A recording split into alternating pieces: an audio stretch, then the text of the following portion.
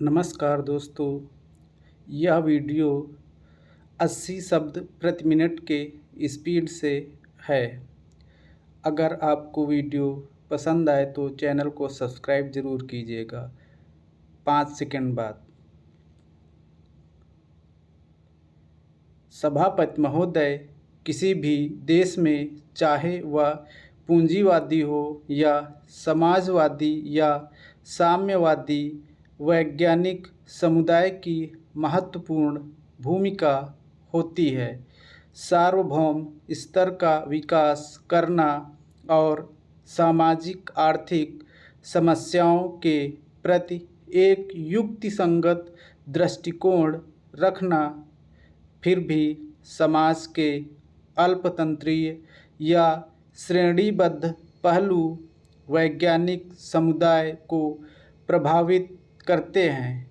अतः जब तक हम वैज्ञानिक परंपरा और अपने से ऊपर वालों से पड़ने वाले दबावों का मुकाबला करने हेतु अपने इस दायित्व के प्रति जागरूक नहीं होंगे, तब तक वे अपना ऐसा समुदाय नहीं बना सकते हैं जिसकी विशेषता वास्तव में वैज्ञानिक हो। केवल वैज्ञानिक समुदाय की श्रेणीबद्धता ही उद्देश्यपूर्ण व सामंजस्यपूर्ण ढंग से इन क्रियाओं को करने में समर्थ है। यह नहीं कि भिन्न या नए विचारों का दमन करने में। स्पष्ट है कि एक बार कुछ फैसले हो जाने पर वैज्ञानिक समुदाय के हर व्यक्ति को अपने अपने नियत काम को पूरा करने के लिए अपनी अधिकतम योग्यता के अनुसार पूरी तरह से एकजुट होकर काम करना चाहिए। असल कसौटी यह है कि वैज्ञानिक वर्ग गतिशील और उग्रदृष्टा है या नहीं।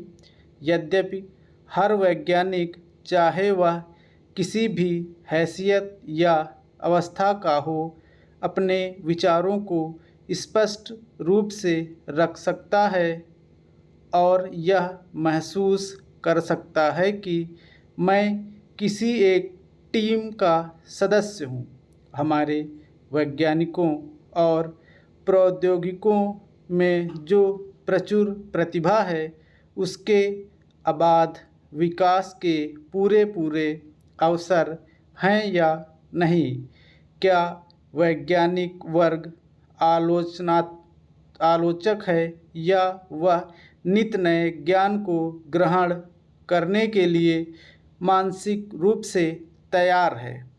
जैसा कि हम देखते हैं, वैज्ञानिक किस प्रकार बड़े सहयोग और सौहार्द के साथ मिलकर काम करते हैं, इसका सबसे अच्छा उदाहरण चंद्रमा पर पहुंचने और मंगल व शुक्र की खोज की परियोजनाओं में मिलता है, जहां अनेक विषयों और शाखाओं के हजारों विशेषज्ञ अपनी स्वेच्छा और लगन से एक ही साध्य के लिए जुटे हुए हैं।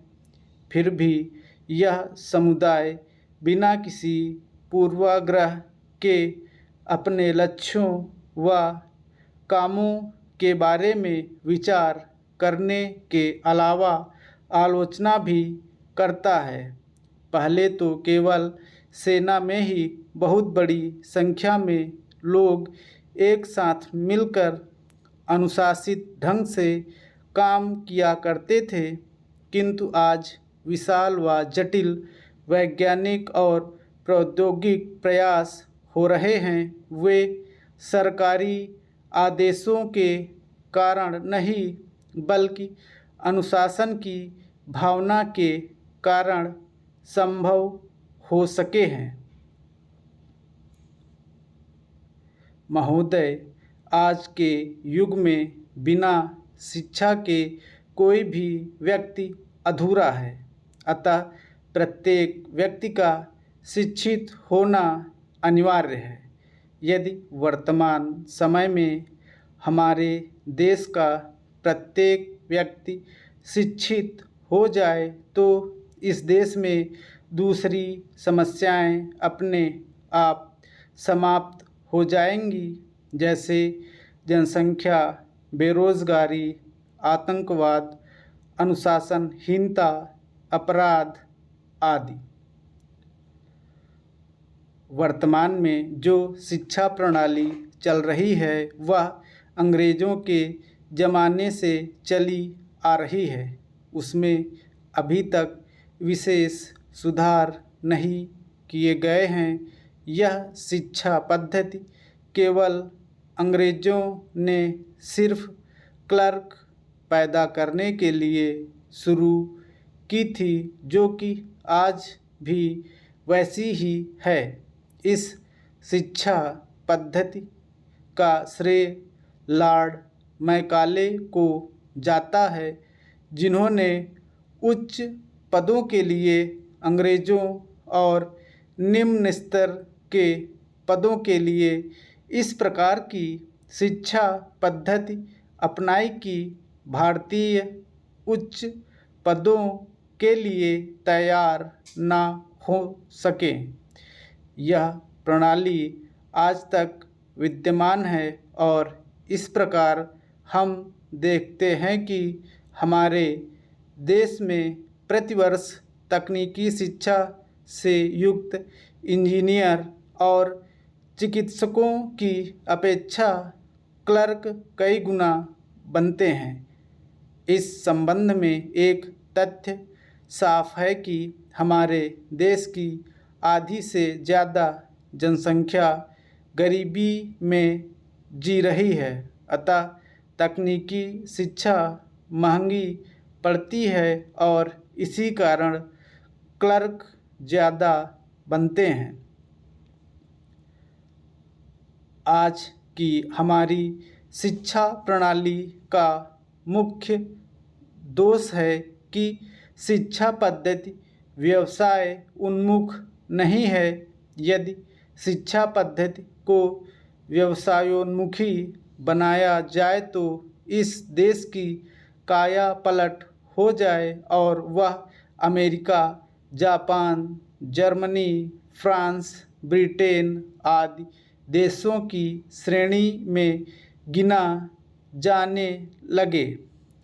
उदाहरणार्थ, यदि आज एक विद्यार्थी को मैट्रिक की परीक्षा उत्तीर्ण करने के पश्चात या स्कूली समय से ही व्यवसायोन्मुखी किसी कार्य में दक्ष किया जाए तो उसकी शिक्षा स्नातक स्तर की समाप्त होते ही वह उस कार्य विशेष में दक्ष होने के कारण वह अपना स्वयं का रोजगार प्रारंभ कर सकता है। इस संबंध में सरकार ने प्रयास भी किए और कई योजनाएं भी शुरू की गई हैं, जैसे इंदिरा गांधी स्वरोजगार योजना, जवाहर रोजगार योजना।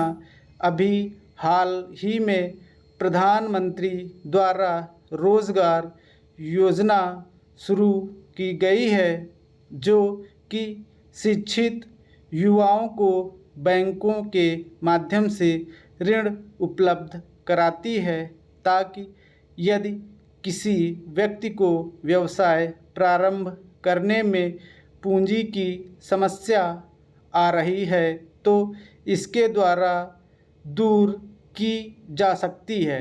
सरकार ने शिक्षा को व्यवसायोन्मुखी बनाने में जूनियर टेक्निकल स्कूल और पॉलीटेक्निक कॉलेज शुरू किए हैं। पूर्ण विराम।